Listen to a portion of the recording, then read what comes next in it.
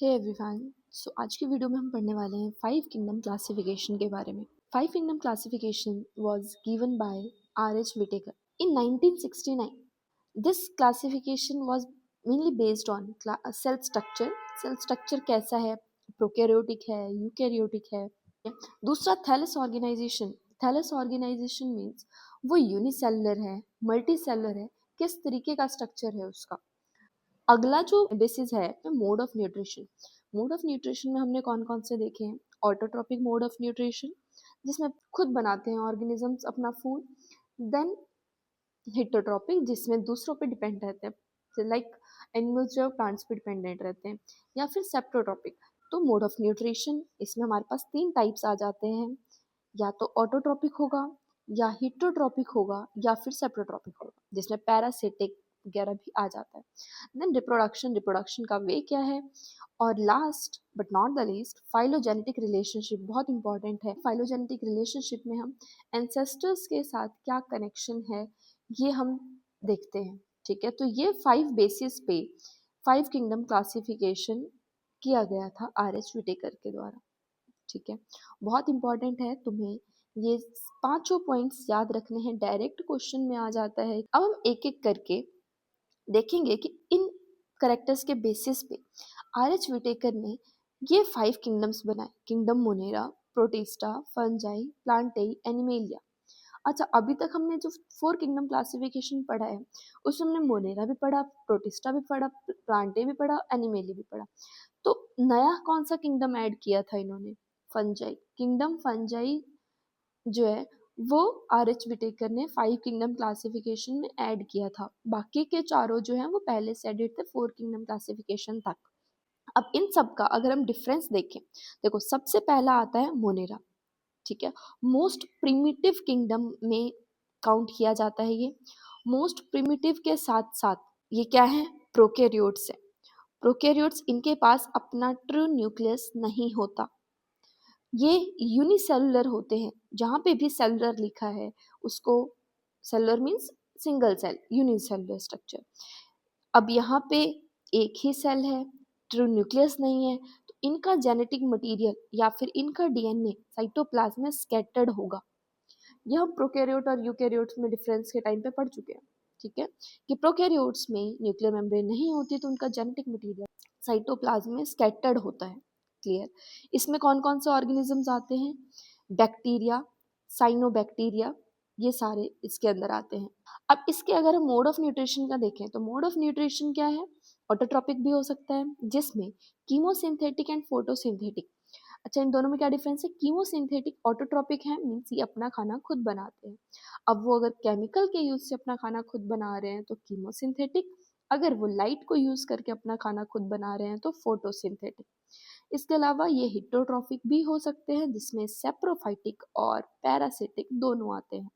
अब एक पॉइंट यहाँ पे ये भी याद रखना है कि हम जब प्रोकैरियोट्स पढ़ते हैं ना तो उसमें हम सेल वॉल पढ़ते हैं, पेप्टाइडोग्लाइकन, बट यहाँ तो ये टर्म यूज ही नहीं किया है।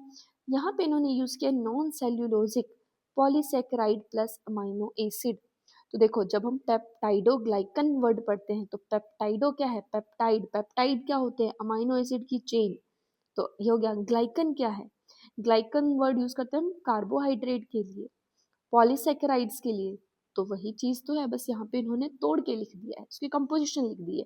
Polysaccharide plus amino acid is peptidoglycan. ठीक है, बाकी अगर क्वेश्चन में आता है तो तुमने इसको याद रखना है। अगला जो किंगडम है वो है प्रोटिस्टा। ठीक है, प्रोटिस्ट में ये ब्रिज की तरह काम करता है। ये जितने भी मल्टी सेलुलर यूकैरियोट्स हैं और यूनिसेलुलर प्रोकैरियोट्स है इनके बीच में ब्रिज फॉर्म करता है, means simple organism and complex organism के बीच का है ये। अब यहाँ पे ऑर्गेनिजम्स कैसे होते हैं? यूनिसेलुलर यूकैरियोट्स मींस होंगे तो ये यूनिसेलुलर ही, लेकिन यहाँ पे जो उनका सेल टाइप है वो एडवांस हो जाता है, यूकैरियोटिक हो जाता है। मेम्ब्रेन बाउंड ऑर्गेनेल्स प्रेजेंट हैं यहाँ पे। सेल वॉल यहाँ पे वेरी कर सकता है, कुछ में सेल वॉल जो है वो सेलुलोज का भी बना होता है, कुछ में सिलिका के प्लेट्स भी होते हैं। ठीक है, और कुछ में नहीं भी होते हैं। तो यहाँ पे हम ये नहीं कह सकते कि सारे प्रोटिस्ट में सेल वॉल है, ये हम डिटेल में जब प्रोटिस्टा पढ़ेंगे किंगडम को तब देखेंगे। इसके अलावा यहाँ पे मोड ऑफ न्यूट्रिशन भी बहुत वेरी करता है। ये ऑटोट्रॉप्स भी हो सकते हैं, हिटरोट्रॉप्स भी हो सकते हैं। ऑटोट्रॉप में फोटोसिंथेटिक होंगे और हेटरोट्रॉपिक भी हो सकते हैं। इसके कुछ मेंबर्स लाइक स्लाइम मोल्ड वगैरह जो हैं उसमें हमें दिखते हैं, सेप्रोट्रॉप्स वगैरह। अच्छा, इसमें याद रखना मिक्स्ड न्यूट्रिशन है, बहुत इंपॉर्टेंट पॉइंट है, यहाँ पे क्वेश्चन आता है इसके ऊपर। ठीक है, एग्जाम्पल में अगर इसको देखें तो अमीबा, पैरामीशियम, ठीक है, अमीबा याद रख लो, बहुत इंपॉर्टेंट एग्जाम्पल है इसका। देन फंजाई, फंजाई और थोड़ा सा एडवांस लेवल हो गया। यहाँ पे ये यूकैरियोट तो है बट इसके साथ साथ ये मल्टी सेलुलर में पहुंच गया। मल्टी सेलुलर में भी लूज टिश्यू के फॉर्म में प्रेजेंट होता है। ठीक है, लूज टिश्यू क्या होता है, जैसे हम फंजाई पढ़ेंगे ना जब, तो हम देखेंगे उसमें ना इस तरीके से माइसीलिया होते हैं, हाइफी, हाइफी जो कि माइसीलिया स्ट्रक्चर फॉर्म करते हैं। तो यहाँ पे एक प्रॉपर ऑर्गन फॉर्म नहीं हुआ है, बस सेल्स अटैच होकर टिश्यूज फॉर्म कर रहे हैं और वो टिश्यूज जो हैं वो ऐसे लूजली प्रेजेंट है, इसलिए इसको हम लूज टिश्यू या मल्टीसेलर स्ट्रक्चर कहते हैं। यहाँ पे सेल वॉल प्रेजेंट होगी, वो भी किसकी, काइटिन की। नैम एंड नैग ये हम पढ़ेंगे डिटेल में जब हम फंजाई को पढ़ेंगे। अभी तुमने याद रखना है काइटिन की लेयर वॉल प्रेजेंट होती है फंजाई के केस में। बहुत इंपॉर्टेंट पॉइंट है ये, इस पे क्वेश्चन आता है। अब न्यूट्रिशन देखें तो न्यूट्रिशन इसमें ऑटोट्रॉप्स नहीं होते, ये सारे हिटरोट्रॉप्स होते हैं। हिटरोट्रॉप्स में कुछ सेप्रोफाइटिक भी हो सकते हैं, कुछ पैरासाइटिक भी हो सकते हैं। क्लियर? इनको हम क्या कहते हैं, फंजाई को रिसाइक्लर्स ऑफ नेचर। नेचर में ना न्यूट्रिएंट्स को एब्जॉर्ब करना या डेड एंड डिकेइंग मैटर को एब्जॉर्ब करना, ये सारा काम इनका होता है। ठीक है, तो ये रिसाइकल करने में और क्लीनर की तरह भी यूज कर सकते हैं। तो ये क्लीनर होते हैं हमारे नेचर के क्लीनर। इसमें क्लोरोफिल नहीं होता, एब्जॉर्प्टिव न्यूट्रिशन होता है इनका और बहुत इंपॉर्टेंट डिकम्पोजर है। इसके अलावा ब्रेड मेकिंग, अल्कोहल मेकिंग, इन सब में भी इनका यूज होता है, इसलिए बहुत इंपॉर्टेंट रोल प्ले करता है ये नेचर में। अगला किंगडम है प्लांटेई। देखो प्लांटेई और थोड़ा सा एडवांस हो गया। प्लांटेई यूकैरियोट तो है ही, साथ में इसमें टिश्यू या ऑर्गन लेवल का हमें बॉडी ऑर्गेनाइजेशन दिखता है। जैसे जैसे जैसे हम लोअर से हायर की तरफ, किंगडम की तरफ जा रहे हैं ना, एडवांसमेंट बढ़ती जा रही है। जैसे सबसे पहले वाला बिल्कुल ही बेसिक था, अब यहाँ पे फिर मल्टी सेलर आया, अब यहाँ पे टिश्यू विद ऑर्गन भी आया है। ठीक है, तो ये इनका मेन काम क्या होता है, ये क्लोरोफिल कंटेनिंग होता है और ये फोटोसिंथेसिस परफॉर्म करते हैं, इसलिए ये अपना खाना खुद बनाते हैं। तो यहाँ पे ट्रीज वगैरह जितने भी हैं वो सारे इसके अंदर आते हैं। फ्लावरिंग प्लांट्स, ग्रासेस, ये सबसे मेन ये प्रोड्यूसर्स हैं, ये बेस फॉर्म कर रहा है ये फूड चेन का, क्योंकि ये फोटोसिंथेसिस परफॉर्म करते हैं, ऑटोट्रॉपिक है और ऑक्सीजन प्रोड्यूसर्स हैं। क्लियर? तो मोड ऑफ न्यूट्रिशन ऑटोट्रॉपिक ही होगा, उसमें फोटोसिंथेटिक। इसके बाद एनिमेलिया। एनिमेलिया क्या है, यूकैरियोटिक। अच्छा, एक चीज और याद रखना, 5 किंगडम क्लासिफिकेशन में कहीं पे भी इंसेक्टिवोरस प्लांट का मेंशन नहीं था, हमने ऑटोट्रॉप्स लिखा है। क्यों? क्योंकि उस टाइम हमें इंसेक्टिवोरस का पता ही नहीं था। इंसेक्टिवोरस का पता होता तो इसका जो फूड चेन में लेवल है वो चेंज हो जाता। ठीक है, तो 5 किंगडम क्लासिफिकेशन में कहीं पे भी मेंशन नहीं है। देन नेक्स्ट जो किंगडम है वो है एनिमेलिया। मोस्ट एडवांस किंगडम है ये। यहाँ पे यूकैरियोट्स होते हैं, साथ में यहाँ पे न्यूक्लियर मेम्ब्रेन प्रेजेंट यूकैरियोट है। यहाँ पे सबसे highest level of body organisation है जो कि है ऑर्गन सिस्टम लेवल। ठीक है, अब यहाँ पे एक चीज याद रखनी है, इसमें सेल वॉल एब्सेंट होती है। सेल वॉल इसमें एब्सेंट होती है। अब तक हमने जितने पढ़े मैक्सिमम में हम थे, प्रोटिस्टा के कुछ जो मेंबर्स उसमें नहीं है, बाकी सब में ही सेल वॉल थी, लेकिन एनिमेलिया में सेल वॉल एब्सेंट होती है। क्लियर है ये चीज? ठीक है, मोस्ट एडवांस किंगडम है और ये दूसरों पे डिपेंडेंट रहते हैं और ये मूवमेंट भी शो करते हैं और कॉम्प्लेक्स ऑर्गेनाइजेशन भी शो करते हैं। इसका अगर एग्जांपल बताऊं तो वी ह्यूमंस, हम हैं इसका एग्जांपल, ह्यूमंस, डॉग्स, ये सारे एग्जांपल है इसका। ठीक है, इनके पास स्पेशल फीचर अगर बताऊं तो एनिमिलिया के पास ना well developed nervous system and digestive system भी होता है।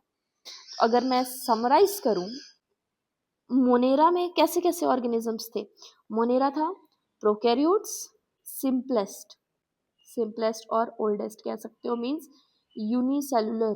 देन हमने पढ़ा प्रोटिस्टा।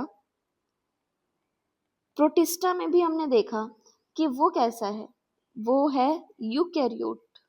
यूकैरियोट्स पे पहुंच गए हम, बट ये भी यूनिसेलुलर है, ठीक है। देन हमने पढ़ा प्रोटिस्टा के बाद फंजाई। फंजाई कैसा है, ये हमारा एब्जॉर्बर या डिकम्पोजर्स आ जाते हैं इसके अंदर, रिसाइक्लर्स, एब्जॉर्बर कह लो और रिसाइक्लर्स कह लो ऑफ नेचर, ठीक है। देन प्लांटेई, प्लांटेई में कैसे आ जाते हैं, प्रोड्यूसर्स, प्रोड्यूसर्स आ जाते हैं। और अगर हम एनिमेलिया का देखें तो एनिमेलिया में क्या आ जाता है, कंज्यूमर्स,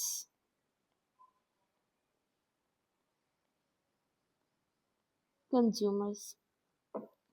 क्लियर है, इन सबको याद रखना है तुमने इसी सीक्वेंस में, Monera, Protista, Fungi, Plantae, animalia, ये इसी सीक्वेंस में लोअर टू हायर किंगडम की तरफ जा रहे हैं। करेक्टर्स इनके जो है वो एडवांस होते जाएंगे।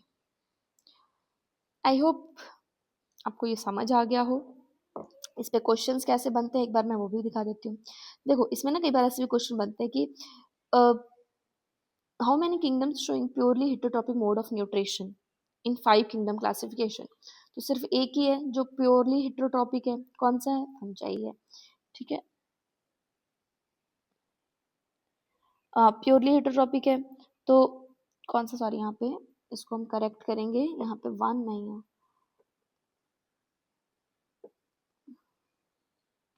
यहाँ पे इसको 2 लिखना है। क्लियर। दूसरा, kingdom showing purely autotrophic mode of nutrition एक ही है जो कि है प्लांटेई। इसके अलावा यहाँ पे अगर I kingdom showing both autotrophic and heterotrophic mode of nutrition तो मोनेरा भी शो करता है और प्रोटिस्टा भी शो करता है। क्लियर है, तो इस तरीके से तुमने इसको पढ़ना है डिटेल में। कोई भी डाउट आए तो पूछ लेना। And if this video helped you, don't forget to like, share and subscribe. Thank you so much for watching.